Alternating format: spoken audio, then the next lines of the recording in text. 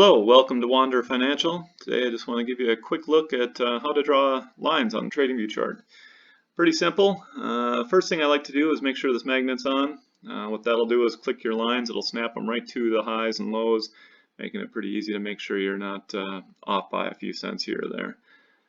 Next thing, let's draw a horizontal ray.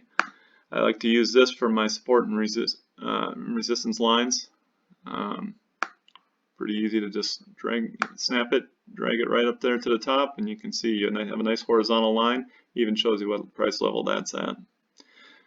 Next thing I like to do is take a ray. You can use a ray for your trend lines. Again, if you have that magnet clicked, it'll just snap them right to the highs and lows. You can see as I drag this around, it'll find different levels, and there you go. Now, the nice thing about that is that it extends the lines, and you can see kind of a level where you might expect the stock to continue trading along. One last thing. In here, if you choose those lines, but you also choose to highlight them, put them in your favorites, it'll add it to a toolbar here at the bottom, making it much easier and accessible. And that's it. Thanks for watching.